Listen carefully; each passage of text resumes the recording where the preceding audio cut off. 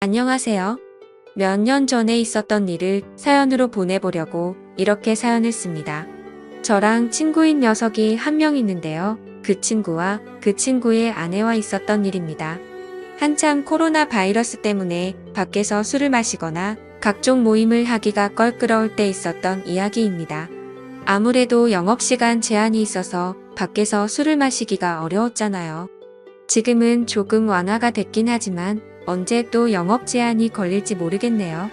아무튼 그런 영업 제한 때문에 편하게 술 마시기도 어렵고 그래서 친구네 집에서 술을 마셨습니다.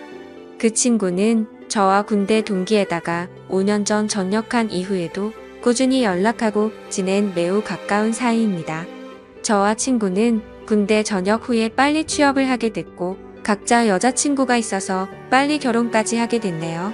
그래서 어린 나이에 집안의 도움을 많이 받아서 빨리 결혼을 할 수 있게 됐고 지금은 나름대로 행복한 가정을 꾸리고 살고 있습니다.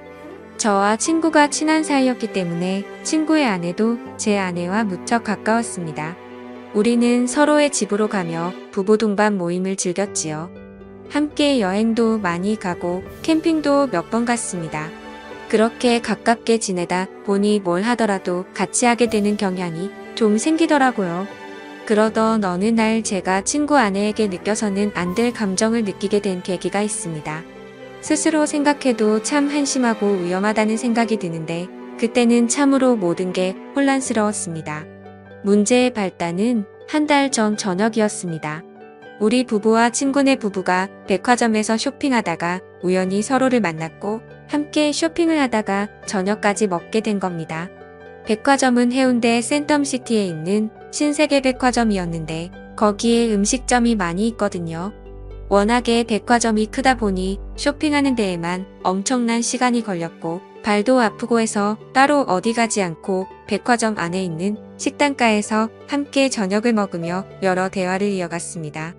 식사를 거의 다 할 때쯤 친구의 아내가 잠시 화장실에 다녀오겠다며 급히 일어서더군요. 그렇게 5분쯤 지났을 때 마침 저도 화장실이 급해 겸사겸사 일어났지요.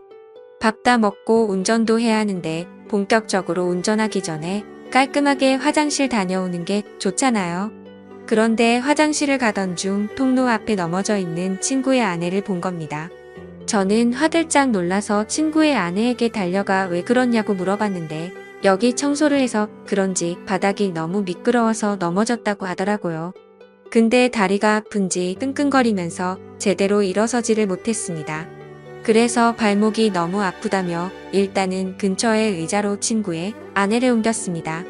저는 친구에게 전화해 지금 재수씨가 발목을 삐어서 편한 신발을 신어야 할 것 같다며 차에 가서 편한 슬리퍼 같은 신발 있으면 가져와 달라고 말했고 친구가 올 때까지 일단 응급처치를 해야겠다고 생각했습니다. 발목 쪽을 만져보니 통증을 너무 강하게 느끼길래 일단 신발을 벗자고 말했습니다.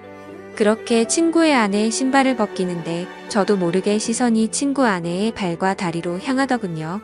제 아내보다 하얗고 일자로 예쁘게 뻗은 그녀의 다리는 저의 시선을 완전히 사로잡았고 그녀의 예쁜 발이 꼼지락거리는 게 너무 눈에 들어오더군요.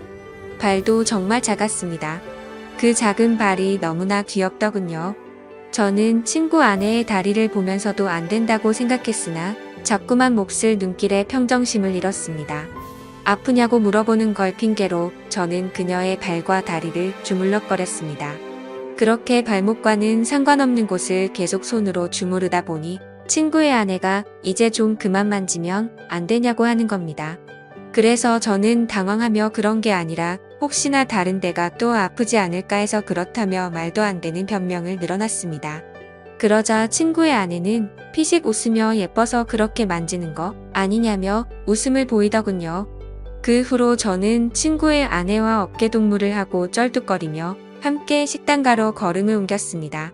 가는 도중 분위기가 냉랭한 것이 뭔가 서먹했는데 어느 순간 그녀가 제게 이렇게 발이랑 다리를 주물럭거릴 정도로 예뻤냐고 다음에 술 한번 사줘야겠다면서 기분이 좋다는 걸 표현하더군요.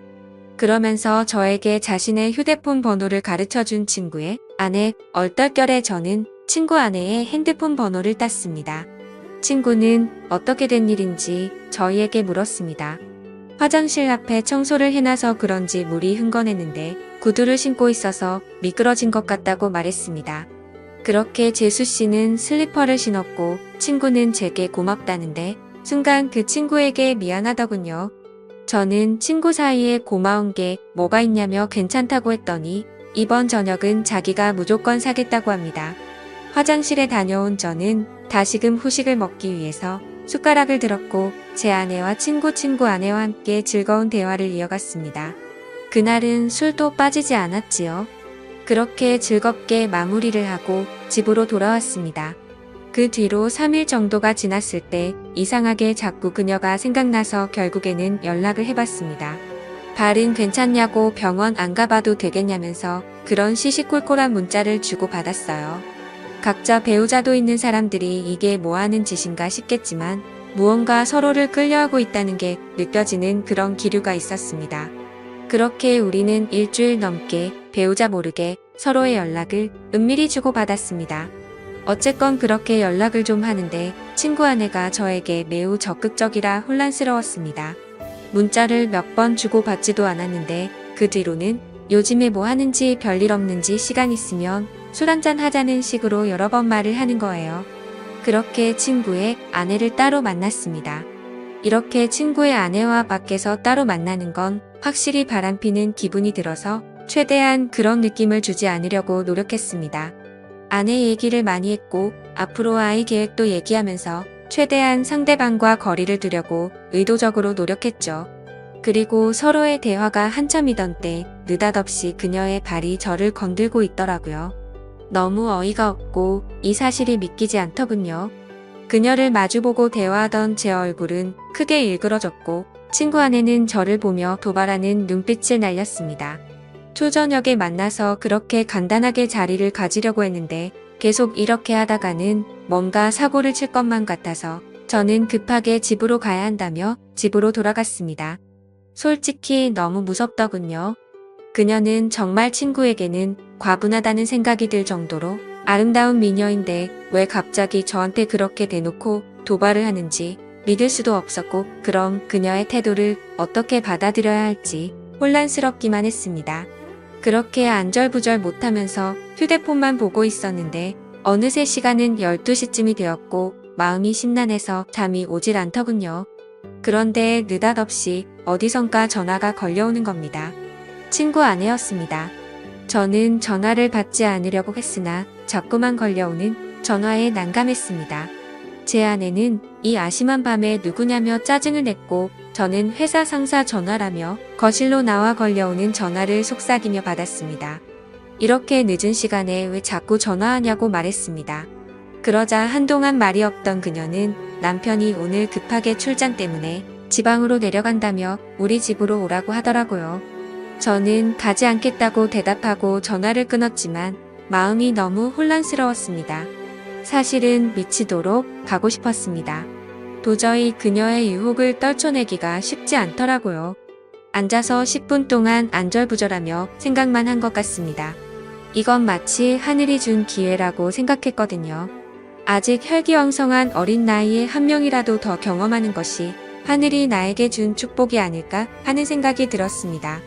결국 도저히 그 유혹을 떨쳐버릴 수 없었습니다. 저는 자고 있던 아내 뒤에 대고 회사에 급한 일이 있어 나가봐야 한다고 둘러대며 급히 옷을 입었습니다. 그렇게 집에서 나온 저는 친구네 집으로 향했습니다. 친구의 집 앞 대문에 서서 가만히 있었습니다.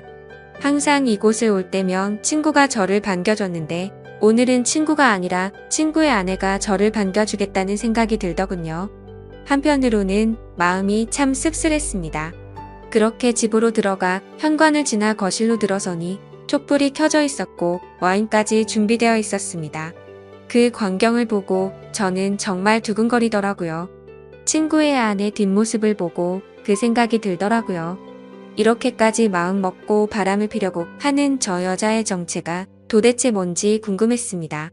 만반의 준비를 하고 친구의 남편을 꼬시는 여자가 정상이라고 생각이 들지 않았거든요. 저는 일단 경계하는 자세로 그녀와 이야기를 이어나갔습니다. 그녀의 이야기를 들어보니 충격적인 사실을 한 가지 알게 됐습니다. 자기가 지금 이러는 이유는 자신의 남편이 먼저 바람을 폈기 때문이라는데요.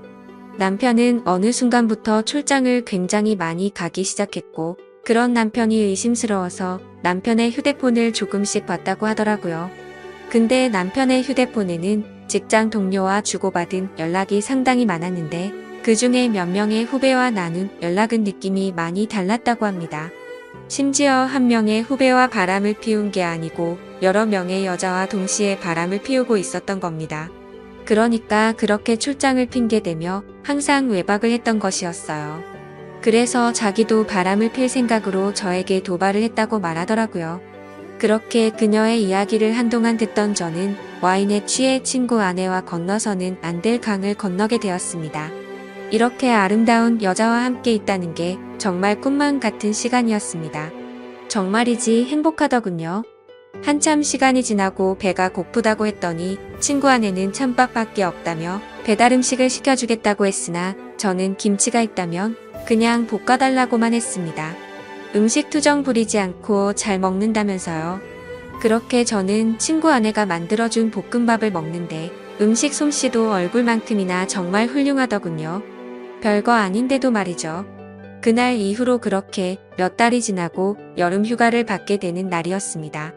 제 친구 녀석은 아니나 다를까 여름 휴가를 받아놓고는 또 장기 출장을 핑계로 누군가와 제주도 여행을 갔더라고요. 그동안 저도 궁금해서 친구에게 이런저런 이야기를 들었는데 저에게 자신의 외도에 대한 이야기를 다 하더라고요. 그래서 저는 이미 친구가 뭘 하는지 확실하게 알고 있으니 마음 편하게 친구의 아내와 만남을 갖기 시작했습니다. 어쨌건 저도 출장이 있다고 제 아내를 속인 채 친구네 집으로 들어갔습니다.